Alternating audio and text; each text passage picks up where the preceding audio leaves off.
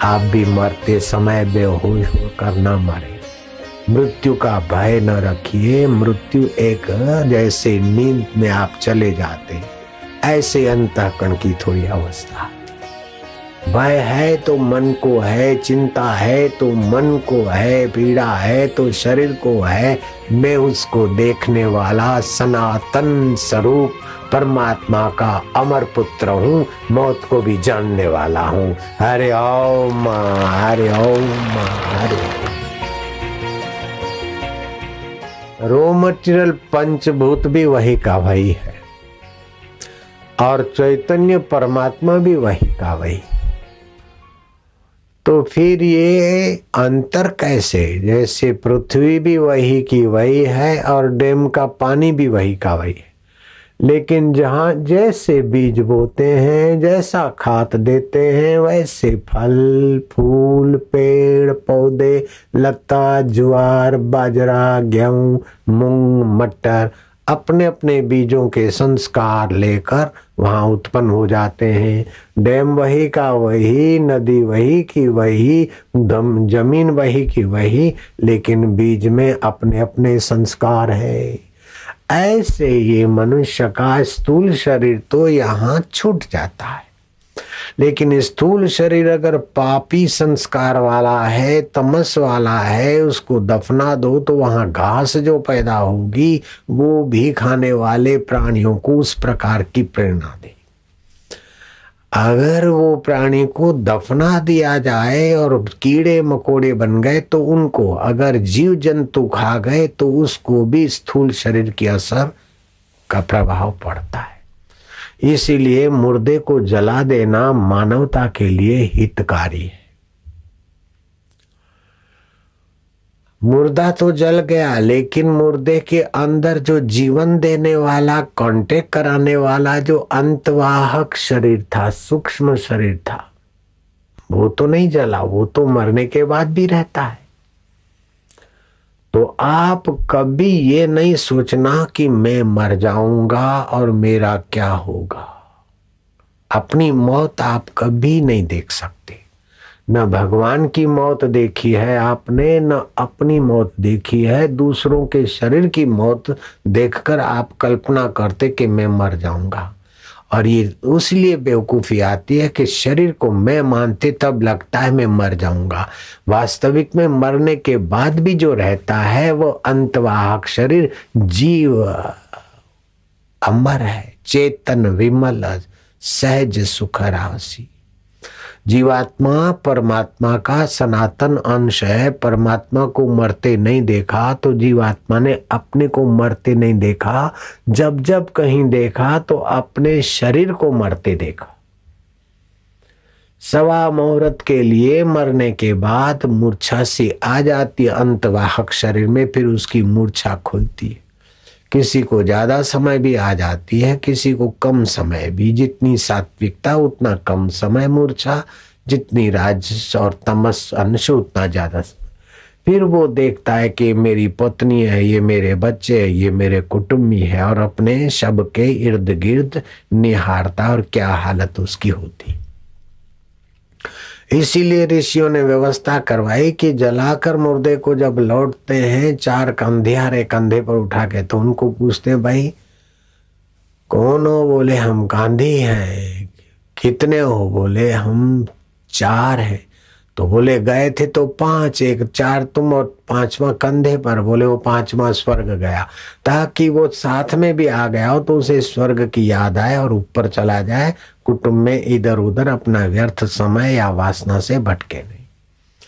फिर तीसरा मनाते कि उसकी कहीं भी आसक्ति प्रीति मिलना जुलना बाकी रह गया हो तो बैसू बैसे तीजा दाड़े। तो जो पहले दिन नहीं पहुंच सका है उसके लिए 72 घंटे का अंतर रखा ताकि पहुंच जाए, और उसका चिंतन करे कि फलाना भाई ऐसा हो गया, हार्ट में ऐसा हो गया, जरा ऐसा हो गया, चलो भगवान उसको सदगति दे, बड़े अच्छे थे, ऐसा थे वैसे थे। उस समय सब शुभकामना करते, इस भाव से भी उसकी सदगति हो जाए, उसका अंतवाहक शरीर इधर ना घूमे। फिर 12वां करते और 12मासी भी करते। तो ये सब अंतःकरण को संस्कार देते हैं। जैसे बीज को अच्छे संस्कार देते, सादा बीज और खाद पानी अच्छा होता है तो उसमें थोड़ा परिवर्तन हो जाता है। अच्छा बीज और खाद पानी ठीक नहीं मिलता है तो उसका खेती फिर थोड़ी हल्की बन जाती। तो ऐसे जो लोग बीमार होते थे तो कुछ लोग मिलने जाते, तो अच्छे स्वभाव के मिलने जाते तो उसके शुभ संकल्प बीमार को मदद करते। आजकल तो बीमार अस्पताल में और मिलने जाने वाले अभी तो गपशप हाँक रहे थे, जब मिलने गए तो चेहरा नंबर 3 बनाया, और जो हॉस्पिटल में बैठा है अभी मौसमी चूस रहा था या कुछ खा रहा था या अखबार पढ़ रहा था, देखा कि मिलने वाले आने तो लेट गया। ये बेईमानी मरीज करते तो उनको भी घाटा पड़ता, और मरीज को मिलने जाने वाले लोग भी बेईमानी करते तो वो ज्योतिषामपि तज्ज्योति, उस परमात्मा का प्रकाश, शुभ किरण, शुभ संकल्प एक दूसरे को जो मिलने चाहिए वो नहीं मिल पाते। इसीलिए honesty is the best policy. अच्छे आदमी को खबर पड़ गए कि तुम बीमार हो या मैं बीमार हूं, तो अच्छे आदमी को हमारे लिए जो सद्भाव है उसकी सिंपैथी भी हमको बीमारी से ऊंचा उठाएगी। तो ऐसे जो मर जाते उनके लिए भी आप अगर पाठ रखते हैं, गरुड़ पुराण का पाठ रखते, भागवत का कथा रखते अथवा जप रखते हैं और उसकी सदगति के लिए मंगलमय जीवन मृत्यु पुस्तक पढ़कर उसको ऐसी ऐसी भावना से प्रेरणा देते हैं तो उसको बड़ी मदद मिलती है मरने वाले को। तो मरने वाले को एक बात पक्की समझ लेनी चाहिए कि मैं बीमार हूं, मैं दुखी हूं, ऐसा चित्त बनाकर आप अपना बुढ़ापा मत गुजारो। स्थूल शरीर तो छूट जाएगा लेकिन मैं बीमार हूं और मैं दुखी हूं, इस प्रकार की संवित अंतःकरण में बैठी रहेगी और वो अंतःकरण आपके साथ चलेगा। चैतन्य तो है, जहां गढ़ा जाएगा आकाश तो वहां है, तो जहां सूक्ष्म शरीर जाएगा वहां चिदानंद चैतन्य तो है। मैं दुखी हूं, जितना गहरा दुख का भाव होगा उतना ज्यादा समय नरक में पड़ा रहना पड़ेगा दुखी। जितना रुग्ण हूं, बीमार हूं ये अपने में थोपते जाओगे उतना ही ऐसे ही गंदी जगहों में, रुग्ण जगहों में पड़े रहोगे। तो भीष्म जी ने मरने की विधि बता दी कि ऐसा मरो कि सरसैया पर पड़े हो और बाणों की पीड़ा है, फिर भी मरते समय भगवान अच्युत का चिंतन करो और प्राण की धारणा की, और ऐसी धारणा की प्राणवायु की कि सारे बाण अपने आप निकलते गए और घाव भरते गए।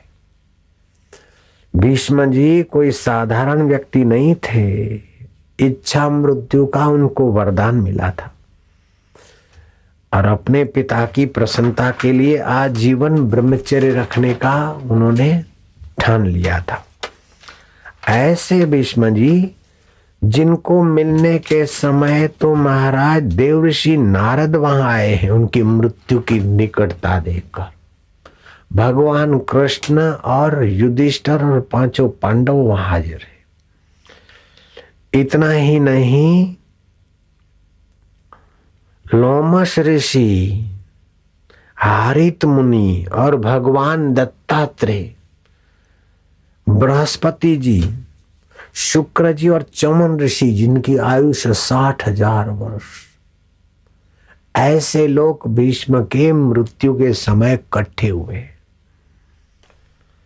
अंगिरा, मरीचि, गौतम ऋषि, गालब ऋषि, धौम्य ऋषि भी वहां पधारे थे, मार्कंडेय और कृष्ण और सूत जी महाराज भी वहां थे, सौनक आदि को उपदेश देने वाले।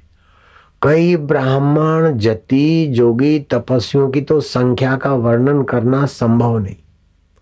ऐसे भीष्म जी मरते समय कैसा चिंतन करते।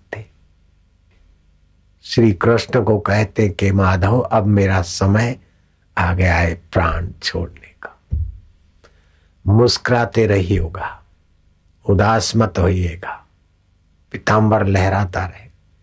मैं अपनी कन्या तुम्हें अर्पण करता हूं, अब आजीवन ब्रह्मचारी कन्या कहाँ से लाए?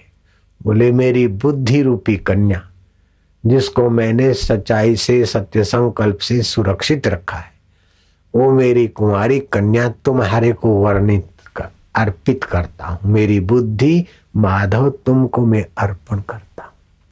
आप भी मरते समय बेहोश होकर न मरे, मृत्यु का भय न रखिए। मृत्यु एक जैसे नींद में आप चले जाते, ऐसे अंतःकरण की थोड़ी अवस्था आती। बेहोश होकर न मरे, दुखी होकर न मरे, चिंतित होकर न मरे, भयभीत होकर न मरे। और मैं दुखी हूं, मुझे चिंता है, मुझे भय है, ये तो फटकने ही मत देना। भय है तो मन को है, चिंता है तो मन को है, पीड़ा है तो शरीर को है। मैं उसको देखने वाला सनातन स्वरूप परमात्मा का अमर पुत्र हूं, मौत को भी जानने वाला हूं। हरे ओम, हरे ओम, हरे ओम। जैसा चिंतन के संस्कार होते ऐसी गति होती है, जैसे कर्म होते जैसा चिंतन होता है ऐसी गति होती है।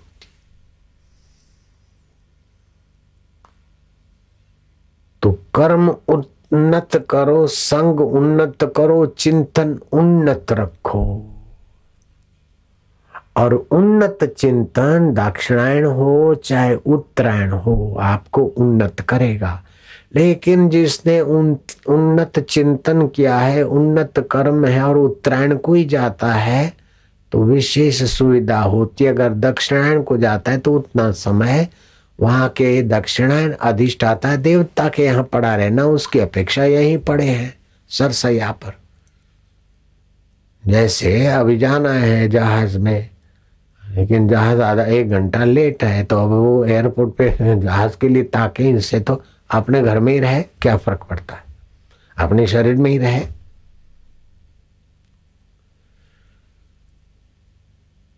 तो संकल्प की प्रधानता से अंतःकरण के आकार और गति बनती है। अगर द्वेष भरा है, किसी से मारपीट करनी है, तो फिर शेर की योनि वाला अंतःकरण वहीं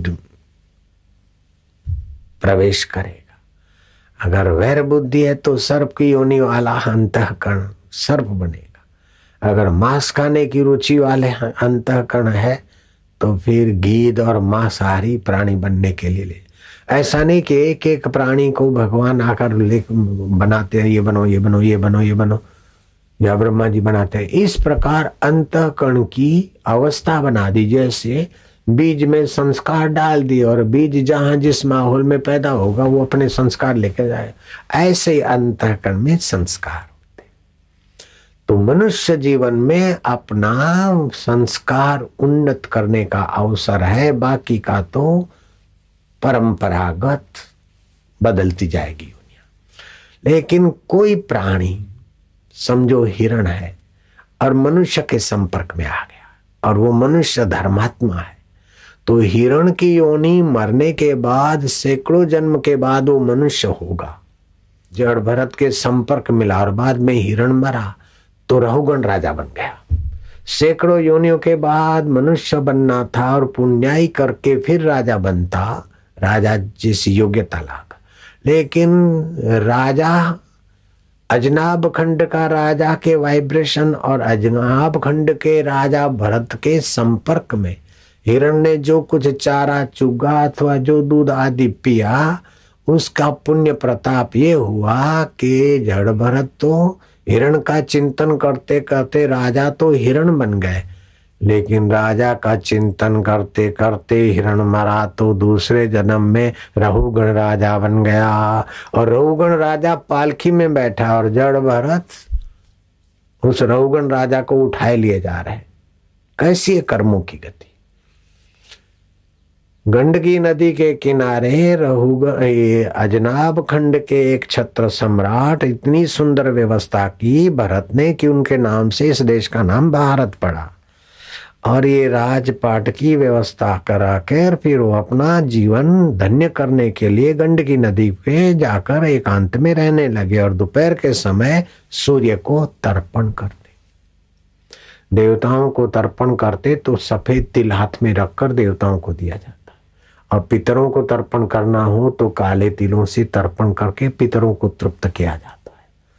और यक्ष गंधर्व किन्नर सभी के लिए तृप्ति का संकल्प करने से अपने हृदय में भी वो तृप्ति आती है। मैंने अनुभव किया है। श्राद्ध कर्म हम कराते हैं तो दूसरों के तृप्ति के लिए तर्पण करते करते अपना हृदय भी तृप्ति का अनुभव करता है। तो सूर्य को अर्घ्य दे रहे थे, इतने में प्यासी हिरण गर्भवती हिरणी पानी पीने को आई और शेरे बबर भूखा उसने गर्जना की। तो गर्जना की तो भयभीत हिरणी नदी के उस पार छलांग मारे तो भय के कारण उसकी नसें दुर्बल हो गई और गर्भ गिर गया और हिरणी उस पार जाकर अपनी लोथ को घसीटती हुई गुफा में दम तोड़ दिया। दयालु भरत ने हिरणी के बच्चे को अपने पास पाला पोषा रखा। जब मौत का समय आया तो दयालु भरत ने देखा कि वो कहाँ गया। वो तो मेरे को कितना खुजलाता था, मेरे साथ रहता, कहीं बगेड़ा न खा जाए, अभी तो छोटा था, अरे इसका क्या होगा। तो हिरण का चिंतन करते करते मरे राजा भरत। तो दूसरे जन्म में हिरण हुए, लेकिन फिर भी उनके कर्म की गति जप तप किया है तो स्मृति बनी रही कि आज एकादशी है। तो हिरण के शरीर में राजा भरत घास पात नहीं खाते, गिरे हुए सूखे पत्ते भी नहीं खाते थे, ऐसा वर्णन आता है। मैंने भी देखा एक ऐसा कुत्ता उझाणी में बरेली के पास। हम गरीबों में बांटने गए तो वहां 3 कुत्ते थे, किसानों के मजदूर, खेती में 10-15 घर थे, उनको मेवा मिठाई फल आदि बांटने गए थे। सुबह घूमने का भी हो गया और उनको बांटने का भी हो गया। एक दिन पहले हम देख के आगे बहुत गरीब ही गए थे तो दूसरे दिन में हमें ले गया था। तो कुत्तों को भी टुकड़ा टुकड़ा डालते मिठाई का, तो चटाक सा एक कुत्ते को डाला तो खाए नहीं, फिर दूसरी चीज दी, तीसरी चीज दी, तो वो बार बार जो भी दें खाली सिर झुकाए और फिर प्रेम से देखकर पूंछ हिलाए। तो मेरा ध्यान ज्यादा खींचा। फिर मैंने वो मजदूरों से पूछा कि ये खाता नहीं क्यों। बोले बाबा आज मंगल तो नहीं है। मैं क्या है तो मंगलवार। बोले मंगल का ये व्रत रखता है पट्टा, कोई कैलेंडर नहीं है, कोई उसको कहता नहीं आज मंगल है, लेकिन अगले जन्म के अंतःकरण में मंगल की स्मृति का परिचय कुत्ते के शरीर में मिलता है। तो मानना पड़ेगा कि आपके स्थूल शरीर आप नहीं है, सूक्ष्म शरीर भी वास्तविक में आप नहीं है, लेकिन सूक्ष्म शरीर के साथ लगाव बना रहता है तो लोक लोकांतर में जाते। अगर आप क्या ये समझ में आ जाए तो सूक्ष्म शरीर सूक्ष्म भूतों में और स्थूल शरीर स्थूल भूतों में और जीवात्मा परमात्मा में सदा के लिए एकाकार हो जाए। तो मनुष्य को अपने जीवन काल में ऐसा ज्ञान पा लेना चाहिए, ऐसा स्वभाव बना लेना चाहिए, ऐसी समझ के धनी हो जाना चाहिए कि मरते समय फिर गर्भ में ना आए, गर्भ मिले ना मिले कि नाली में ना बहे। गर्भ में आने को भटकेंगे और गर्भ नहीं मिलेगा तो नाली में बहेंगे। चाहे बड़ी सेठानी के गर्भ में आना हो तभी भी न जाने कितनी बार नाली में गए और फिर आए। तो इन दुखों से बचने के लिए मनुष्य को दुखहारी भगवान के नाम का, भगवान के गुण का, भगवान के स्वभाव का और भगवान के तत्व का ज्ञान अपने अंतःकरण में भर लेना चाहिए। तस्मात् सर्वात्मन राजन हरि अभिधीयते श्रोतव्य कीर्तितव्य स्मृतव्यो भगवत नाम। मनुष्य को अपने जीवन काल में क्या करना चाहिए कि भगवान के स्वरूप का ज्ञान सुन लेना चाहिए। भगवान क्या है? कृष्ण भगवान है, राम भगवान है, शिव भगवान है। अरे भगवत तत्व को ज्यों का त्यों जानते इसलिए वे भगवान है। जीने की वासना से हम जी रहे इसलिए जीवात्मा है। पाशवी वृत्तियों में भटक रहे इसलिए वो पशु है। देवत्व स्वभाव वाले इसलिए देव है, लेकिन भगवत सत्ता तो एक है।